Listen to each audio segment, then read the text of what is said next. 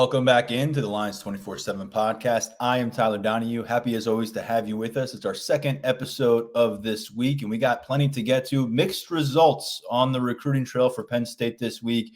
Big pickup earlier in Randy Adirika. He committed to the program on Tuesday. Defensive lineman out of Miami Central High School in Florida. Teammate of quarterback commit Beckham Kritza, and a guy that they've long had high on their board. Made a trip to campus last month. So a win there, but a key loss, it would seem, today on Thursday afternoon, fresh off of announcement from Lex Cyrus, Susquehanna Township standout, 4-star wide receiver here in the state of Pennsylvania, announcing that he is heading to South Carolina, plans to sign with them in December. This has been a 1-versus-1 kind of a matchup. You don't see these kind of recruitments that often where it's just two teams in the mix for so long, but it's been at least a month now where it's been South Carolina versus Penn State. He picked South Carolina, leaving the home state, leaving the Nittany Lions, looking for other options in the class when it comes to receiver. We got a lot to look at with Tyler Calvaruso because we also have another key receiver commitment coming this weekend to preview. So we'll get to that in just a moment, but I also want to tease that coming up after our recruiting conversation, stick around. We have one of Penn State's recent basketball standouts, John Harrar, joins us to discuss what he has done in helping reunite a bunch of former Nittany Lions hoops players. They're going to be part of what is called the basketball tournament, a national showcase. Their regional tournament begins in Pittsburgh on July 20th. And a lot of familiar names on that group. He's been the general manager, working the phones, getting guys to a training camp in State College next week. He's going to talk about that experience, what he has heard and what he has witnessed from the Mike Rhoades era so far. He actually spent some time practicing with Mike Rhoades not too long ago. And he also talks about his flirtation with the sport of football. He committed to play football at one point in high school. He tried out for the Philadelphia Eagles following his Penn State basketball career. Got a lot to get into for one of only 6 players in program history with at least 800 points and 800 rebounds. But as I said, the headliner today is mixed results on the recruiting trail. And to help us get all up into that conversation, Tyler Calvaruso, as always, has the goods. Welcome back. Thanks for having me, man. Definitely a mixed bag of results for Penn State so far this week, and we've got more to come on the commitment announcement front. So a lot going on right now, a lot for us to discuss, just the way we like it. Considering what we talked about on Tuesday, and we had talked about Randy Adirika's commitment maybe being imminent, being very close, it wasn't all that surprising that he did step up and pledge within hours of that podcast, actually. And we're going to talk about that because he is a really strong pickup for Deion Barnes, yet another one in the 2025 cycle. But let's be honest, we're recording immediately after Lex Cyrus officially announces he's committing to South Carolina. So that's where our focus resides. And over at lions247.com, that's very much what is the conversation on our message boards right now. So Tyler, no way around it. It's a significant miss for the Nittany Lions, a 4-star on home turf at the receiver spot. We saw him being followed by the entire Penn State staff during much of that 7-on-7 tournament just a couple weeks ago, helped lead his team to the semifinal round. And yet here he is, spurning the Nittany Lions and taking his act to the SEC. You got to call it what it is. It's a pretty tough loss for Penn State. And even in an age where I feel like there's not necessarily ever a must-get player on the recruiting trail, Lex Cyrus was pretty close to that, given the way Penn State prioritized him as one of its top wide receiver targets, dating all the way back to last summer when Penn State first offered. Cyrus really impressed the staff with his performance at Whiteout Camp that day. Got him an offer. Penn State went after him really, really hard from that point on. South Carolina was doing the same, and relationships won out here. NIL was, an element in the picture, but really when Cyrus got the chance to catch up with our 24/7 team, relationships, and with Mike Fury, the wide receivers coach in South Carolina, that played a pivotal part in his commitment. So there are still names on the board for Penn State wide receiver, no doubt about it. And there's still some talented guys out there for Marcus Higgins and staff to land, but missing out on Cyrus, it's a tough deal. I'd say it's a gut punch here for Penn State. Brian Doan had a VIP write-up at lions247.com and on 24/7 Sports Network. It was really for the South Carolina site. But when you read it and the reasoning behind this for Lex Cyrus, who opened up to Brian, really pointed to and spotlighted Mike Fury, the receivers coach, who's relatively new to that program. I believe he was hired this offseason. And so this is a guy in Fury who was able to make a major impact in a relatively short period of time, to the point where this is kind of where he's pointing to in a conversation with Doan and saying, this is a major draw for me. He didn't say I hate winners in Pennsylvania. He didn't say I need to get away from my hometown. He really seemed to talk about at the crux of this, and there's obviously layers to every recruitment, and there's NIL aspects to every recruitment. There's so many things, but a huge dynamic here was the relationship with the receivers coach. So naturally, at the other end of the pendulum, Marcus Higgins enters a spotlight here a little bit. What are we looking at right now? I mean, he's not far off from getting a second receiver commit in this class. That's a week or two ago. He has an opportunity to maybe add another guy later this weekend. We'll talk about that in a moment.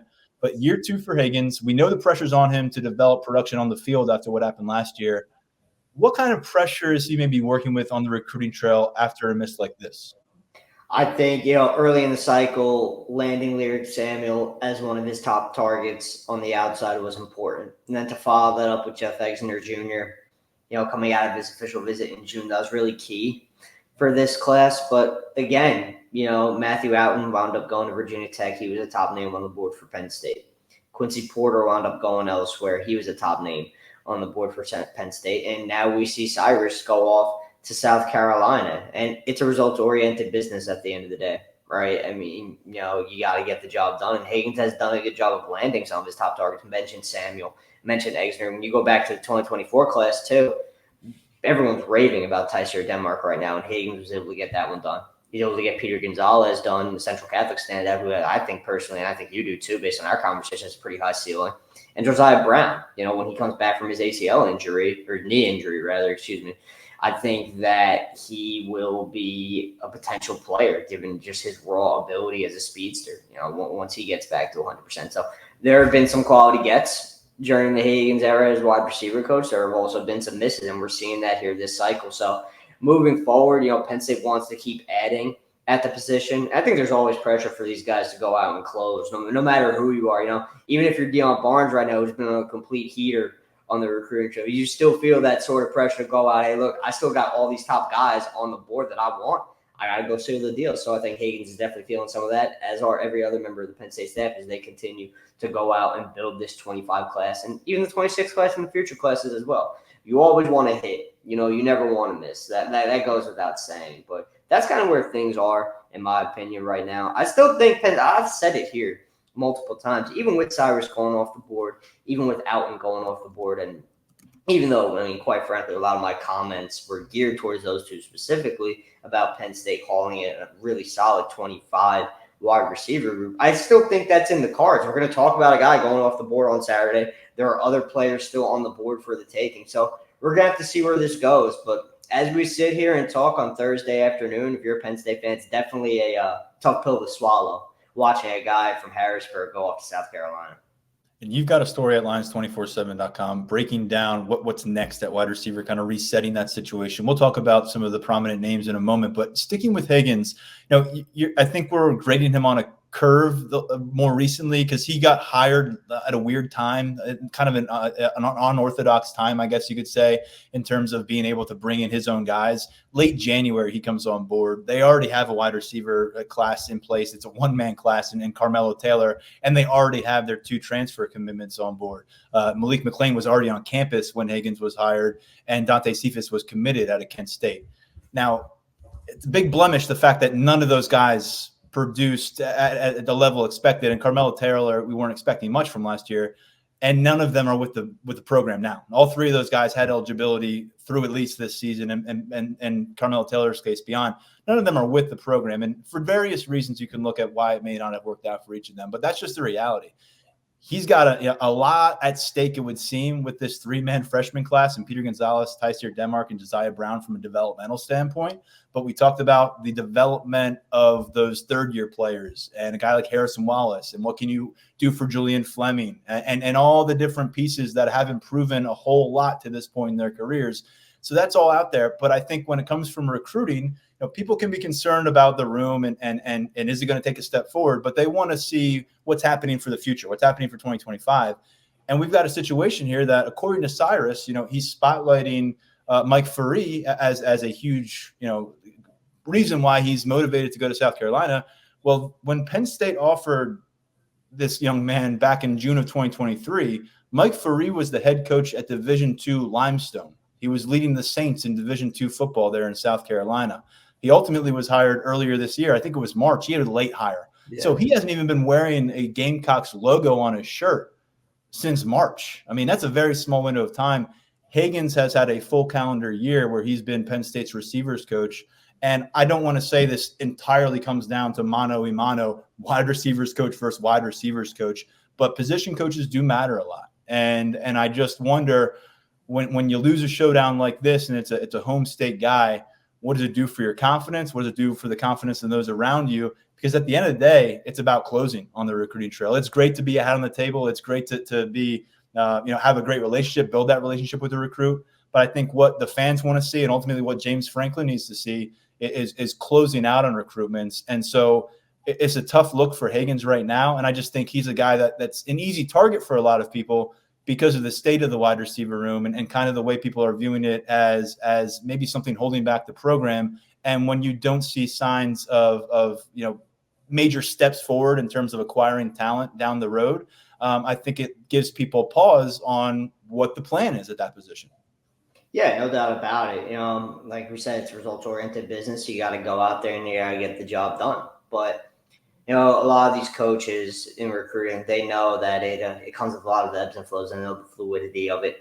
And, you got to take your punches on the chin sometimes. You got to keep it rolling because you don't want to let a miss or two impact how you're going to go out and pursue talent at the position for the rest of the class. You got to stay on the ball at all times because, like I said earlier, there are still guys out there at wide receiver who can help Penn State. They're still out there for the taking. And we're going to get into that in a second for sure. They could still get some guys. So, you got to do your best to just stay level-headed, remain locked in on the guys who are high on the board and go out and close. You got to have a short memory in recruiting. That's for sure. I think some of the frustrations are just stemming from, here's the in-state guy, he's leaving town, and then Alton was a Virginia guy. And what do we know about Marcus Higgins when he got this job? About as deep-rooted in the state of Virginia as anybody on the recruiting trail because of his history there. So just a couple tough misses there. I mean, you mentioned Quincy Porter, higher-level target, but when we talk about receiver misses, Lex Cyrus is going to stand alone because of his proximity to campus, because he's been to campus a bunch. He was here for an official visit in early June. He was here for a 7-on-7 tournament a few weeks ago. But I think we spent probably enough time on Cyrus and the miss. We can talk about what's going to happen now at wide receiver. We're not too far removed from tipping our cap to Marcus Higgins for grabbing Jeff Exeter Jr. out of the McDonough School in Maryland. That's just a little while back in the rearview mirror. But recruiting's about what have you done for me lately. So what is the plan now for Marcus Higgins to build upon this two-man group? He's had Lyric Samuel on board since last winter. What are they going to do? Who are the names? And we've got one of them stepping up to a microphone at some point on Saturday and letting us know what his plan is. Yep, Taz Williams is going to be the name going off the board on Saturday. Still, the lone crystal ball pick is in favor of Penn State from me. Put that in on July 5th, but it's getting a little bit dicey. Baylor has come essentially out of nowhere in this recruitment to make itself a real player. I just caught up with some people familiar with his process. Baylor's working on putting together a pretty enticing NIL package there to appeal to Williams before his Saturday decision. SMU is remaining aggressive on the NIL front. And, Penn State is still working hard to get this one done. I haven't heard anything, even with Baylor and SMU's involvement at the level that it is, haven't heard anything wanting to make me make a change on my crystal ball and move away from it just yet. But there's a lot happening behind the scenes right now with Baylor making that push. And this is one we're going to be monitoring really closely up until Saturday. Then beyond that, you've got Kobe Howard, a Florida guy. He took the official visit to Penn State during that final weekend of June, late edition of the schedule, but a guy Penn State likes. He's going to be returning per the reporting of our guy Brian Doan.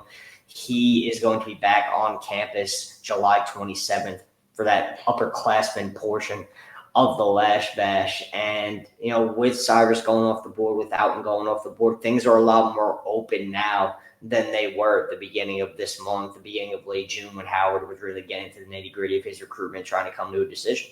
He told me following his official visit that Penn State was giving him a lot to think about, and they were a serious contender to land him. So now that he's coming back to State College for that Lash Bash visit, I think that's an important little storyline to monitor there. So right in the immediate, we're keeping an eye on Williams, a little bit longer term, not even longer term, just a couple of weeks now, you're going to have another 25 wide receiver target and Howard back in town. So, again, still plenty of things moving around for Higgins at wide receiver right now.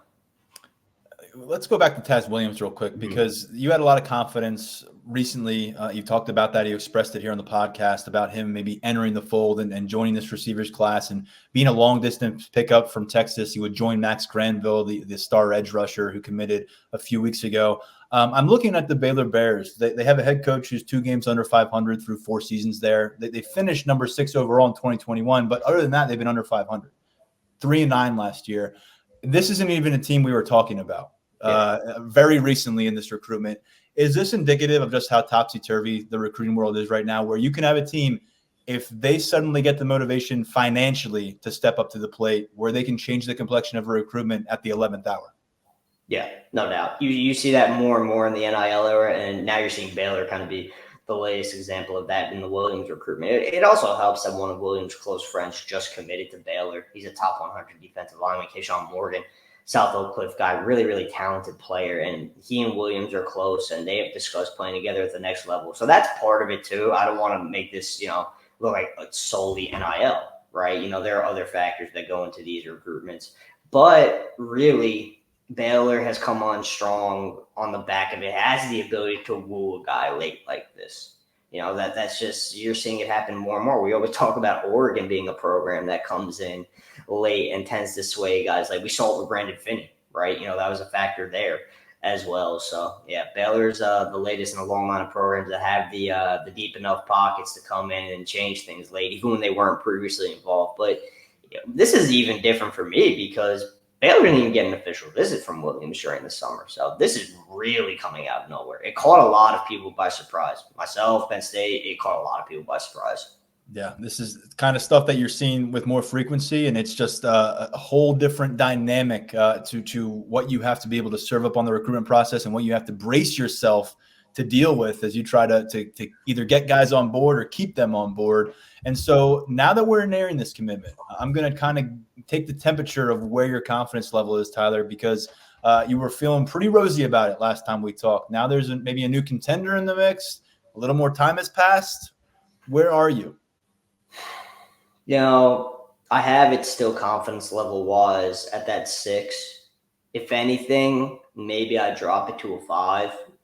But I think things are still being worked out behind the scenes. Williams is still very, very high on Penn State. There's no doubt about that. Because if you go back to his official visit, the factors that worked in Penn State's favor were the pitch that Andy Kolnicki and the staff made about, Williams being a do-it-all receiver. We're going to get you the ball in a bunch of different ways. That was a pitch that went over overwhelmingly well. And, he has those Pennsylvania ties through his family. He's familiar in the area. He's developed some good relationships with a lot of the Penn State commits. So 5 or 6 right now. Again, we got to see what comes about with this Baylor interest, and SMU's continue to push as well. So we're talking about 2 programs who can be very aggressive when they want to be, and they're in this mix. That always complicates things. So I've been monitoring this one and deciding what I want to do with my crystal ball in terms of confidence. I was considering dropping it down to 5. I'm going to leave it at 6, but we'll be any notes will definitely be dropped on our board over at Lions 24/7. So stay tuned. It's a fun time, man. If you drop your confidence level from a 6 to a 5, someone will find out and post it on the message board within 8 seconds, and then it will cause a stir. You said it on the podcast, though, so I'm sure it will get there eventually. Tyler, we'll kind of step back and look big picture here as this receiver class develops and as the situation evolves. What is the difference for Penn State from going 1 of 2 this week and adding Taz Williams versus going 0 for 2 and still having just the 2 receivers on this class coming out of the weekend? I think, again, it's a good group. I think the guys who are on board, they're really solid. And I think you still have the chance to put together a solid haul at the position. It starts with Williams, and then, moving forward, a guy like Howard, and even moving, beyond that, potentially later on, once the fall gets here, flip targets, potential flip candidates, because that's always a part of it. But I still like the group. Yeah, I think maybe now its ceiling is a little bit lower than it previously was, given, Cyrus going elsewhere out and going elsewhere. But I think adding a guy like Williams would be a big time win. I really like his game. I like his skill set, like the film. So I think that'd be a good place for Penn State to pick back up and kind of get things heading in the right direction, back in the right direction. But so that's my kind of state of the union on the wide receiver position right now. I think they've got a solid duo in Samuel and Exner, and you just got to keep building from this point on with what is still available to you. I think picking up Taz Williams would be about as strong of a rebound as you could hope for from Penn State's perspective. He's a guy that I think we've got a little low right now in our rankings. Again, I haven't seen him in person. We're a little far from Texas. Haven't ventured that way in a while. But he's a 3-star, number 52 overall receiver in our rankings. You look at the industry consensus around this kid right now. He's the number 38 receiver in the country. He's a 4-star, 275th overall in the composite rankings. Now, he's a 90.6 in the composite, and he's an 89 at 24/7 Sports. So it's not like it's a huge gap, but I think he's somebody I'll be curious about because he's highly productive at the high school level, and the clips that we've been able to see from the camp circuit have really been eye-opening about where he might be at in terms of his progression when he shows up to a campus.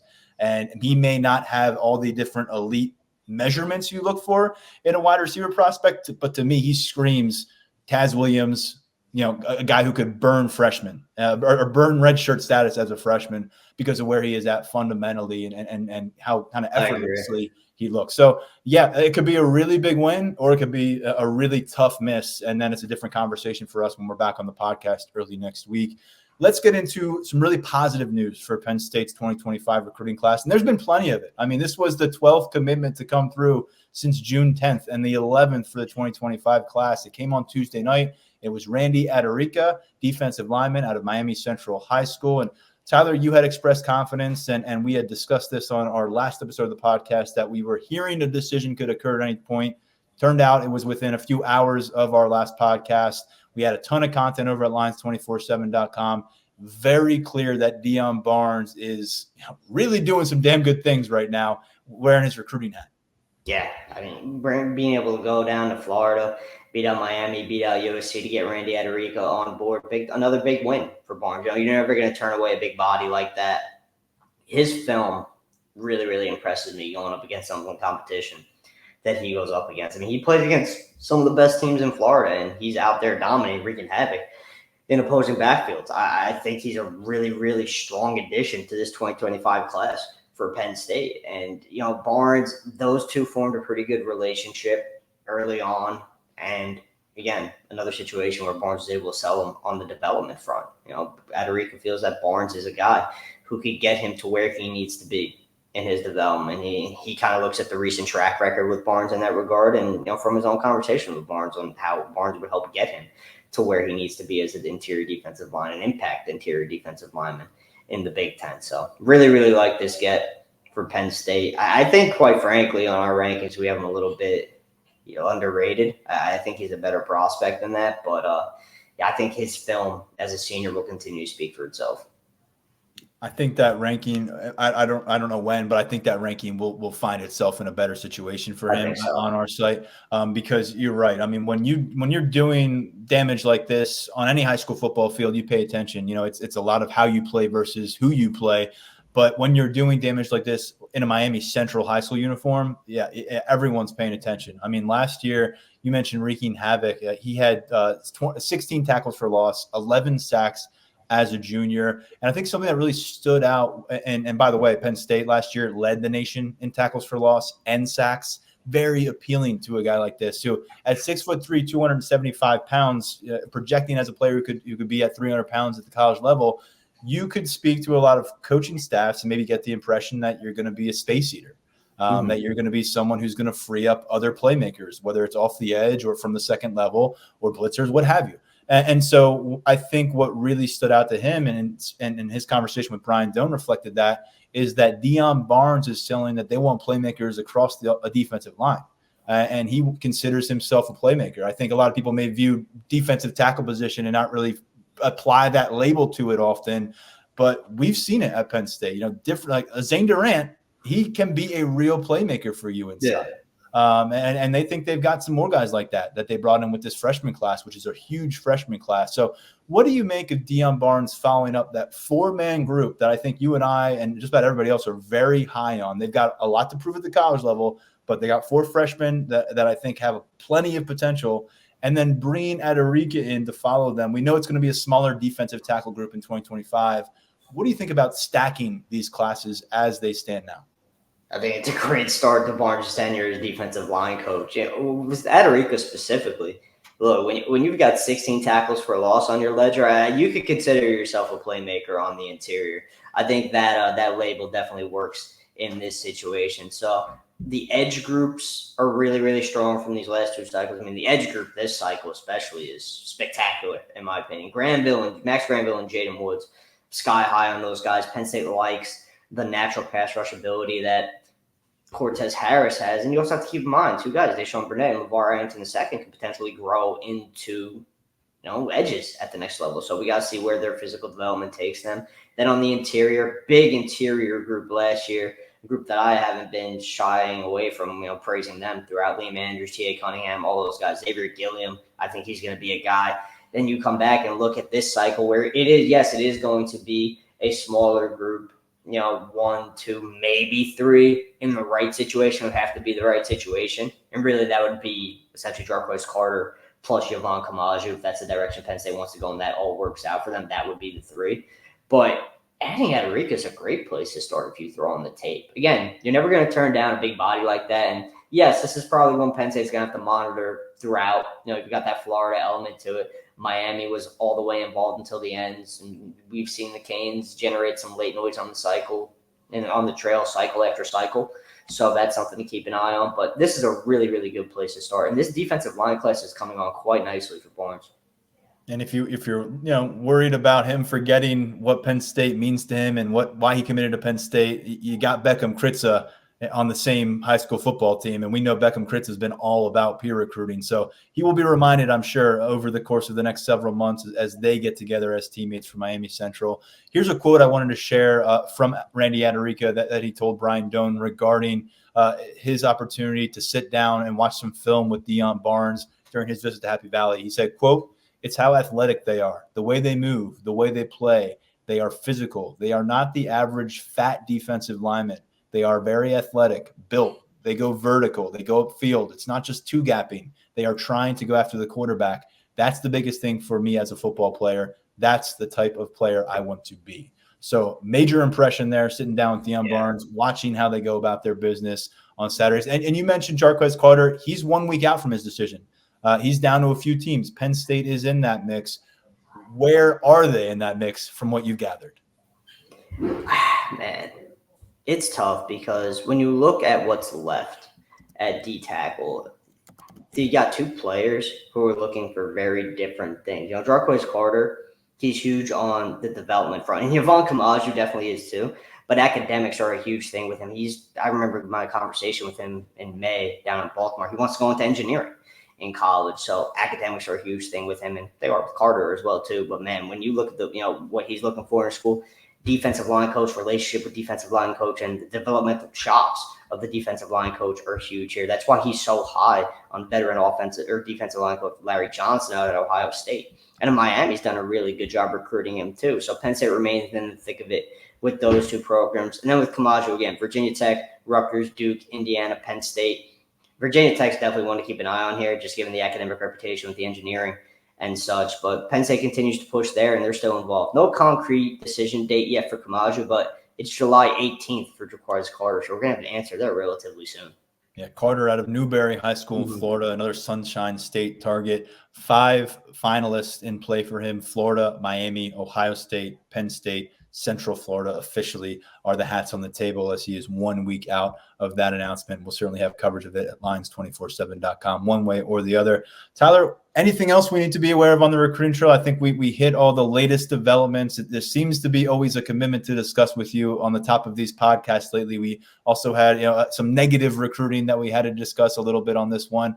Anything else out there potentially getting lost in the shuffle? I guess Lash Bash list is relevant because some really high caliber players are starting to confirm their planned attendance. Yeah, with the way these commitments have carried over into July, we haven't even really gotten a chance to talk a whole lot about Lash Bash. It's looking like there's going to be a lot of talented underclassmen on campus. So, yeah, that's going to be a big-time event, as it usually is. Again, the last one of its current form with the NCAA recruiting calendar changes, July going to a full dead period starting next summer. So we're going to see where that leaves Lash Bash moving forward. That's going to be tough, man, because you move it to May, you have to deal with potential, even in May, you could have some crappy weather up here in the Northeast. And then in June, I mean, putting Lash Bash into June with your official visits and your camps and your 7-on-7s, that's a hell of a grind if that's what the direction Penn State wants to go in. But we're going to have to see on that front. And then on Sunday, too, we've got Rashad Johnson, who's a safety target for Anthony Poindexter, going off the board, has Penn State in his top 5. I think that one's going to be Georgia, but Penn State continues to fight the fight. Appreciate all the perspective and the breakdown, the good and the bad for Penn State recruiting as they continue to put together this 2025 recruiting class. Tyler Calvaruso, catch his content at lions247.com. Also here on the Lions 24/7 podcast. I'm sure he'll be popping up back with us next week. Thank you, Tyler. Thanks, man. This episode of the Lions 24/7 podcast continues with a much different train of focus. We're going to get into a former big-time name from the Penn State basketball program and talk about what he's doing with a bunch of former Nittany Lions on the court. Some exciting stuff. Without further ado, we bring in John Harrar. Obviously, a lot of accolades during his career with the Nittany Lions. He is one of only 6 players in Penn State basketball history with at least 800 career points, at least 800 career rebounds. Number 1 in Penn State basketball history, played 146 total games, and his development during that process was a big storyline toward the finish of his career. John, thank you for the time. Thanks for having me on. And anytime to talk Penn State or Penn State basketball, I'm ready. We got a lot to jump into, and we're going to take it on from a couple different angles during the course of this conversation. Let's get into the event that you're preparing for, the basketball tournament. It's a fun event. You were involved in it last year. It's a winner-take-all competition, and you're going to get kicked off with that at the Peterson Events Center in Pittsburgh on Saturday, July 20th. So as we record now, you're 9 days out from that. The basketball tournament, tell us a little bit about the background of it and why it made sense for you to get involved last year, and why you're back here for year 2. Yeah, so I think this is the maybe 11th year of the basketball tournament. My first year with it I was actually with the Purdue alumni team. It was my first year out of college, trying to go play professional. And I saw everyone knows Robbie Hummel because he's all over the broadcasting community. And I was like, talking to their guys. They get together. They're a bunch of Purdue alumni, and they do it every year. I think that was their 4th year doing it. I'm like, why can't Penn State do this? It makes sense because we have a lot of guys that aren't at the, we have a lot of guys at the NBA level. But we also have a lot of guys that, are right below that and competing and trying to get back into the NBA or, fighting for the spot, fighting for a better job overseas. And I was like, this is perfect. I know I can put together a good roster, and it makes a lot of sense for us to do this. There's 64 teams involved. It's a $1 million prize out there for whoever survives to the end of it. John, when you talk about the second go-round, I know you had a group of Penn State alumni involved at this last year. How has the preparation for year 2 been different than what you guys went through for year 1 leading up to this tournament? Yeah, I would say year 1, I mean, I had no idea what I was doing because, I had to put together a roster. I had to, fundraise. We were just finding, trying to fill the roster with as much as blue and white as we can. And, this year we did the same thing, but I think a lot of the guys are, they're ready to play this year. We know what we're getting into. They know that we have this camp coming up in State College. In about 3 days, we start July 16th, and, they know what to expect. Also, everyone on the team is currently playing professionally. We missed out on a couple guys, a couple of our alumni that we would love to have that have other things going on, and we're happy for them because it means, they're doing well and they're enhancing their career. So, but we're ready. That's what I would say. We know what to expect.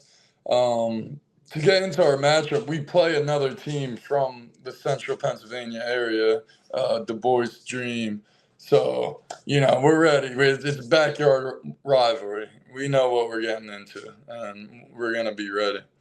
Like you said, that game is going to be coming up 2 Saturdays from now at the Peterson Events Center in Pittsburgh. Happy Valley Hoopers, the number 5 seed in the Pittsburgh Regional. Ultimately, this thing comes to a head with the finals and semifinals early August on the campus of Drexel in Philadelphia. So if you were to make it down to the Final Four, you'd have a nice local flavor, I'd imagine, there in Philly. Can you give us a heads up on this camp, though? Because I'd imagine it's going to test some guys' cardio. I don't know. You're all in your mid-20s, maybe some going on late 20s at this point, a little bit removed from maybe going up and down the court with consistency. What is this going to entail?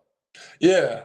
I mean, the thing I'm excited about this year is that everyone's coming off a season, pretty much, a professional season. Mine ended mid-May. So, but I've been in the gym. We have Qudus Wahab, who actually just finished with Penn State this year. He's probably in the best shape. Like I've talked to him. I've seen him work out. He hasn't lost a step from game shape, it looks like. And everyone else is coming off from, an overseas season. So we're definitely going to be in shape. I think that's something we have to use because a lot of the teams in the TBT, they have guys that are, we're mid-20s. They have some teams that they have guys in mid-30s. And that adds experience. It adds the knowledge, the touch, all that. 10 more years in the basketball world is a lot. So I think our weapon, though, is getting up and down and running and having our youth still. Now, you mentioned Wahab, a guy who's fresh off of his college career after transferring into Penn State last year. Who else is on the roster that Penn State fans are going to recognize from their time wearing the Penn State uniform? For sure. We have Sam Sessoms, who's coming back. He played last year with us. He almost won the game for us. He scored just under 30 points. So I'm excited to have him back. We have Josh Reeves, Trent Buttrick, Greg Lee.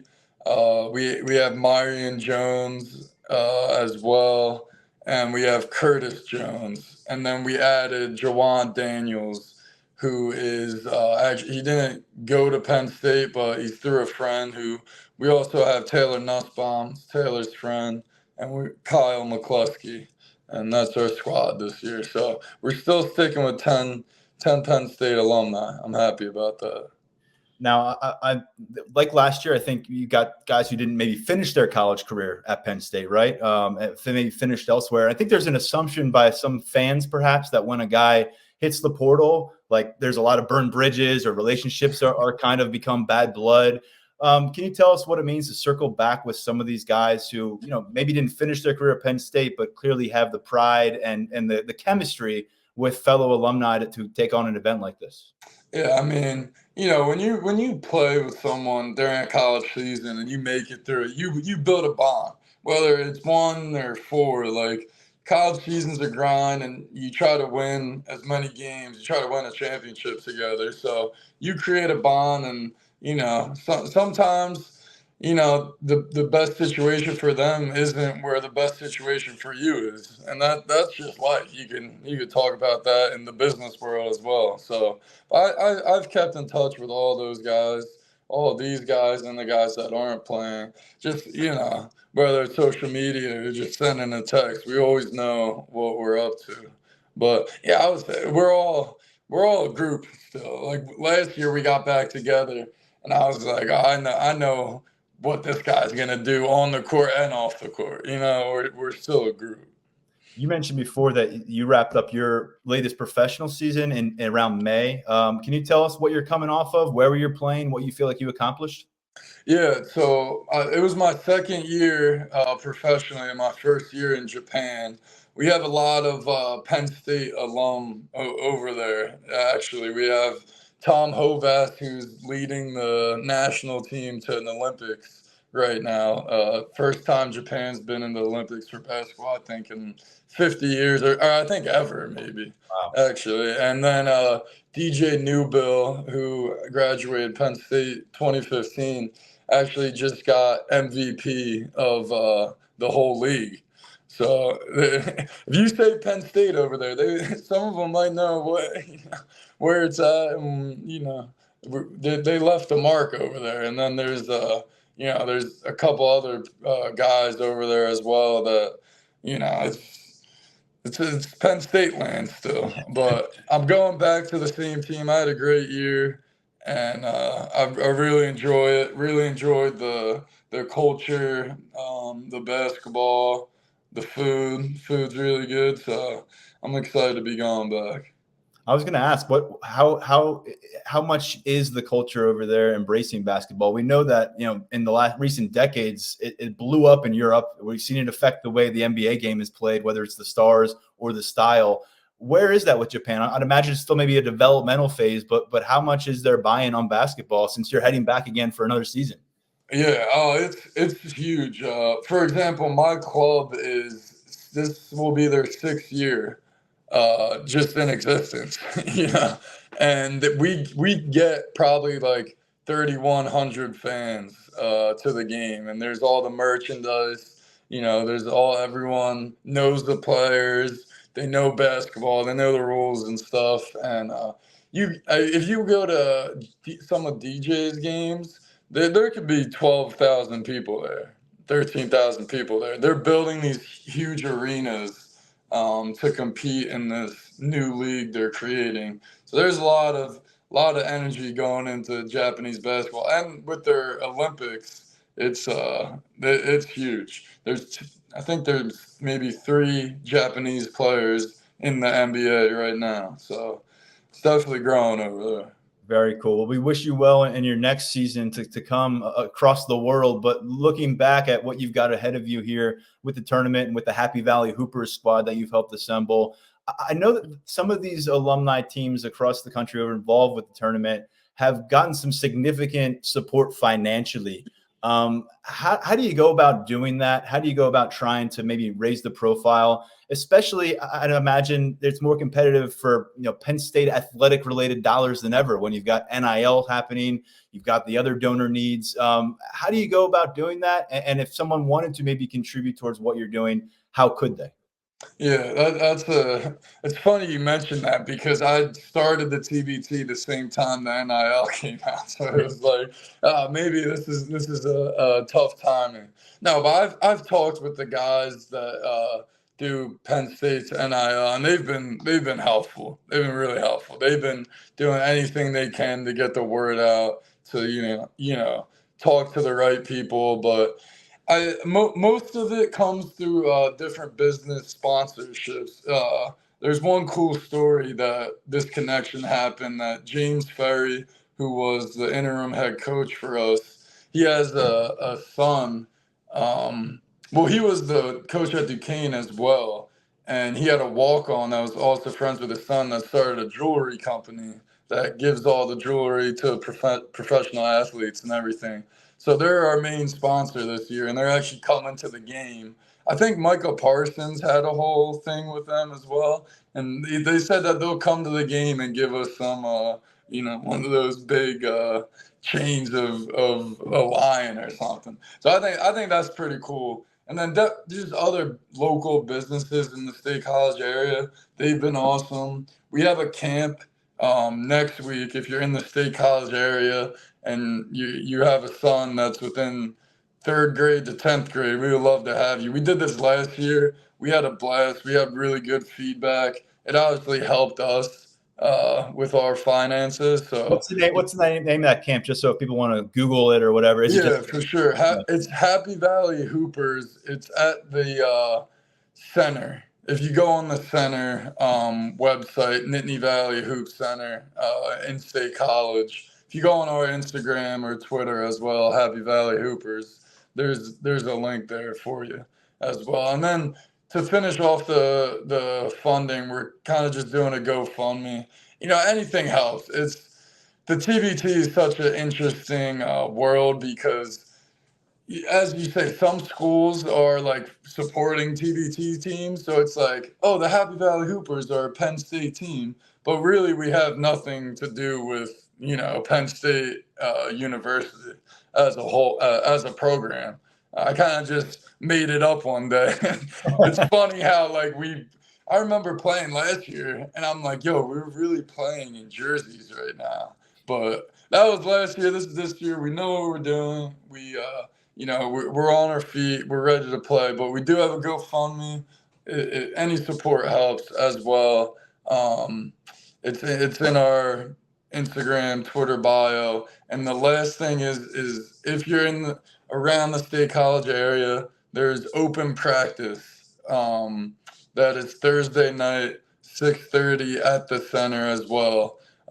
As you can tell, they've been awesome. Rich over there has really been awesome helping me out.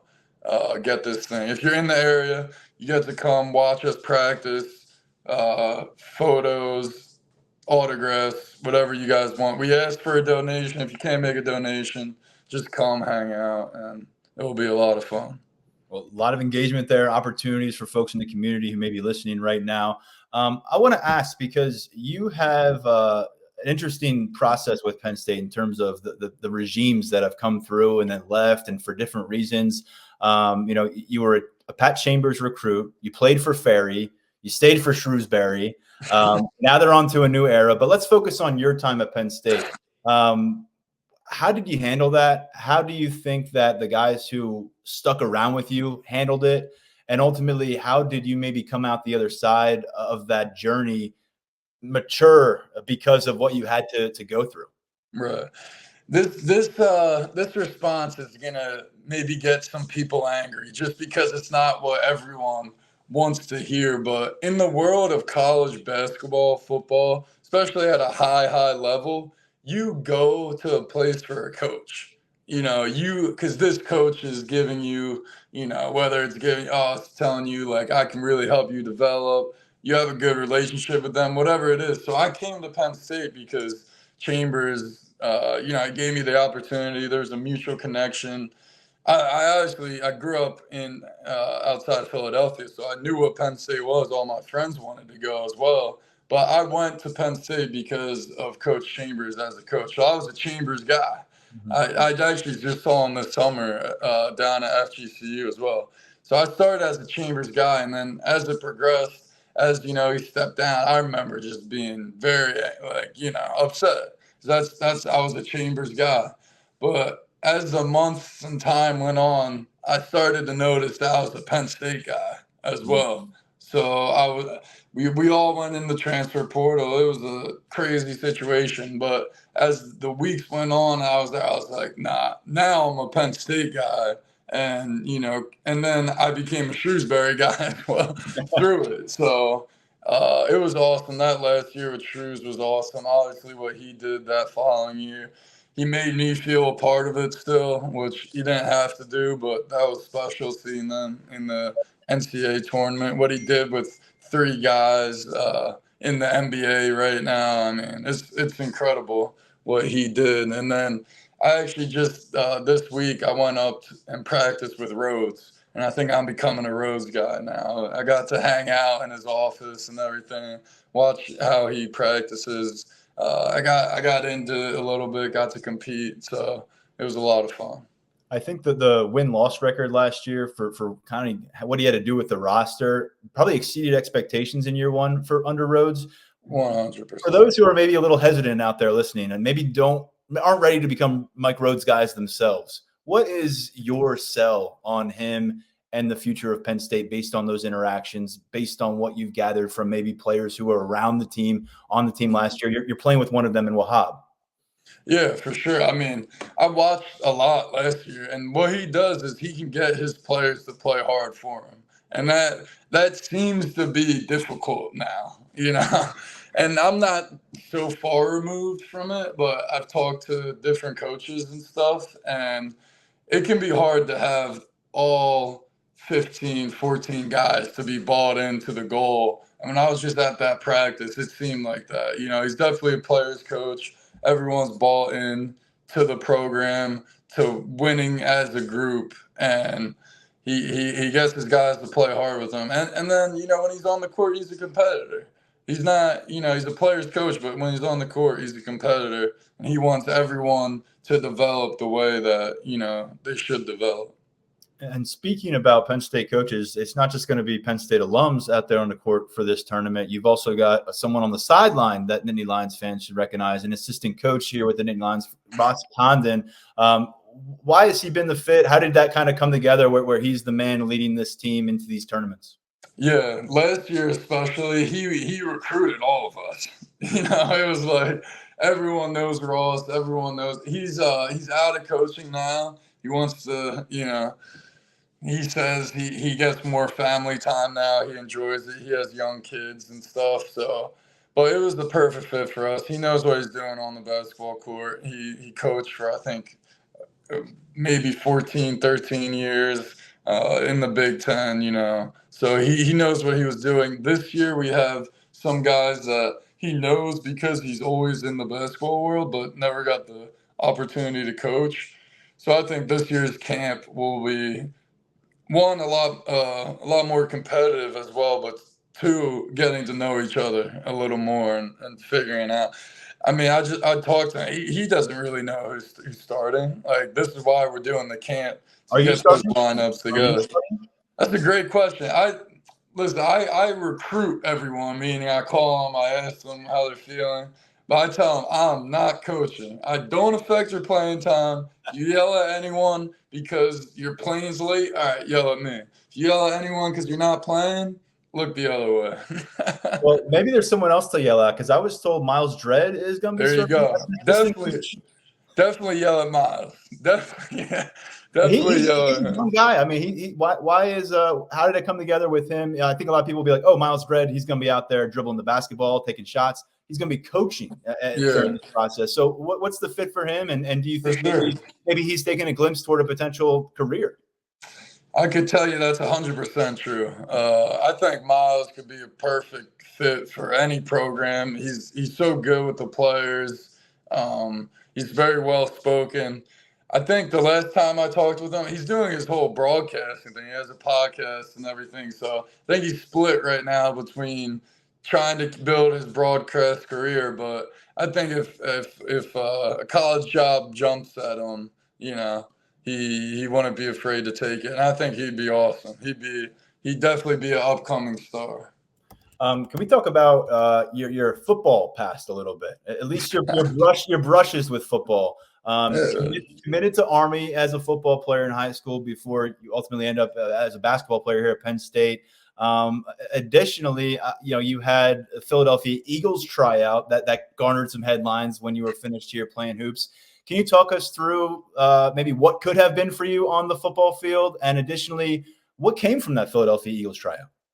Yeah, for sure. Yeah, in high school, it was my sophomore year. The football captain was in my Spanish class. I'm like 6'5" by now, and I'm, lifting, but not really strong lifting and stuff like that. He's like, you're playing football. Like, you're being soft. He was a real hardcore, like, old school guy. And he would pick me up at my house 5:30 in the morning, bring me. We would lift. We would get after it. And then my junior year, I started playing. I was decent, but I think I was more of a project for people just because by that time, probably 6'6", like that's a good football height. I was getting faster, getting stronger. And then I think my junior year, I actually did a camp after my junior year it was James Franklin and it was Fordham. It was Penn State and Fordham, and there were a couple other schools. So that was just, my first glimpse at Penn State that I had. And then senior year, I got better, was stronger, faster, and I started getting interest. And it was really no basketball interest. So, talking with my mom and family, it was like, you're going to go play football. If you can get a scholarship somewhere. I talked with different schools, UMass, Temple. Temple coach went to Baylor. Talked with Army, committed to Army, and I was like, man, I got to play basketball. I'll never forget. I'll never forget. I committed to Army probably a week out. I'm like, I got to go play basketball. luckily, I was really close to my AU program. They got to play me again because I'm young for my age. So I got to go on the circuit again. Met Ross Condon on the circuit, amongst other things, and then ended at Penn State. And then at Penn State, everyone's like, John, you can make the transition to football. You can make the transition to football. I was still really big and, I don't know. I was stocky then. Really into weightlifting, not so much free throws, you could say. Then there was the whole James Franklin thing, like, yeah, he could play on the team and stuff. And then after my 5th year, I just got a call from a Penn Stater, nonetheless, who is a scout at the Eagles. And he was just like, hey, man, you want to come try out? Like, a bunch of people make the transition from college basketball to the NFL. Why not try it out? And I was like, all right, let's do it. But by then, I felt like I was a basketball player. So it was like, and I think I'm like 6'9" right now, by now. And senior year of high school, 6'6" is a little different than 6'9", especially when it comes to blocking. Low man wins. So I did the Eagles camp. It was awesome. I got to eat 5-star chefs, the meals. I got to be around the team. I got to see the other Penn Staters. I remember Miles Sanders was like in the locker room walking. He like looked back at me. He's like, dude, what are you doing here? I was like, that's a good question. But, I learned a lot. It was only 3 days. Can I learn what 5 years college football players can learn in 3 days? No, but I definitely learned a lot. It was an awesome experience. I tried. It ended up didn't working out, but I'm happy I'm still playing the game I love. They had you working at tight end? Tight end, yeah. Yeah, 6'9", target down the field does sound different. It does sound a lot different than anything we're used to on a football field. Yeah, no, I felt decent running the routes. It was really the blocking. The blocking was, that's tough. That's tough. These dudes. Everyone looks on TV. Man, I could be in the NFL. Go find one in real life and look at their legs, and they're probably the size of your waist. It's. Was there ever any consideration from you whether it was the back of your mind or any realistic discussions about doing something with the football program, taking James Franklin up on his comments or anything like that? Because we've seen some track guys do it. We've seen guys dabble in wrestling a little bit with football in the past, but I don't know how it would work from a schedule standpoint, but was it ever anything that was kind of, in the back of your head? There was for sure. I think definitely after my 4th year there, before my 5th year, he approached someone on the staff and was like, John could, if he wanted to, can come play football. But as I said, I felt like I was a basketball player. It was so funny. My years at Penn State, everyone was calling me a football player. So I pride myself on like feeling like a basketball player, looking like a basketball player. And then, I had a tryout with the Eagles, and I'm like, well, now you guys made me into a basketball player, so, Well, it's a pretty incredible journey. We'll kind of finish here because you went from a guy who, maybe people were wondering the impact you might make. You were kind of a late riser in terms of the basketball scene. And by the end of your career here, through all the ups and downs and kind of a roller coaster scenario, you're a cornerstone guy in terms of productivity on the court, in terms of accountability off the court. What will you take away forever from the years you spent here in Happy Valley? That's a great question. And what I'll take away forever is what's happening next week. The people that I spent it with. I'm glad we can get Ross, at the game in Pittsburgh. There's going to be some people there that, were a part of the Penn State program as well. So that's what I'm taking away. The relationships, how much fun it was. On the court, off the court, Penn State's such a special place.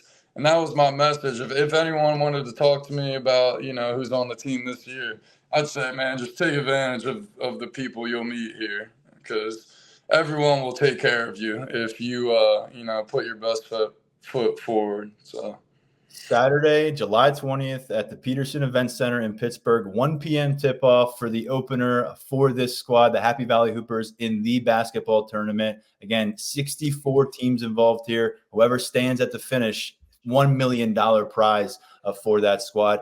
One more opportunity here, John, before we say goodbye. Promote this thing. Make sure our listeners have a full scope of what they can do, how they can be there, and just put anything else out there that you'd like to make sure is in the public forum. For sure. Awesome. If you're in the State College area, we'd love to see you Thursday night. If you have kids, send them to a camp. We'll definitely be playing some Penn State basketball. I'll tell you that much. And then if you know any support helps, the GoFundMe. Again, I'm in New York tonight doing a fundraiser with a Penn State bar that watches at Blue Haven South. Appreciate their support. I'm in Delaware County where I grew up tomorrow night doing another fundraiser. If you're in those areas, stop by. I'd love to get a beer with you guys and talk some NIT championship or whatever you want to talk about. So really, though, the Penn State community is top notch. I know that I'll be taken care of and that you guys will support. So appreciate you guys. Biggest thing you can do is watch the game and cheer for us on the TV. Where can you catch the game if you can't make it in person? I guess that was a question I should have brought up earlier. Yeah, so there's a link.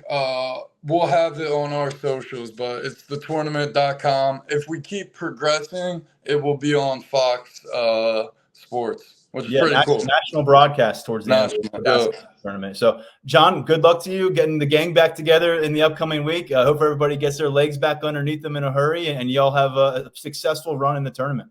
Awesome. Thank you for this. Thank you.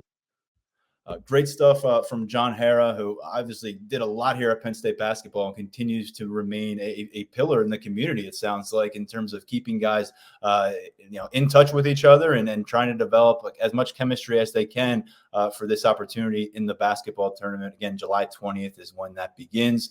Thanks to him. Before that, we broke down a bunch in the recruiting world as Penn State continues to work through its 2025 class construction. Tyler Calvaruso did the heavy lifting for us on that. We're back with a couple more episodes next week. We'll see if we have some more class additions to discuss. There are some commitment announcements between then and now. Until then, I'm Tyler Donahue, stepping aside on behalf of our entire crew at Lions247.com. Thanks, as always, for joining.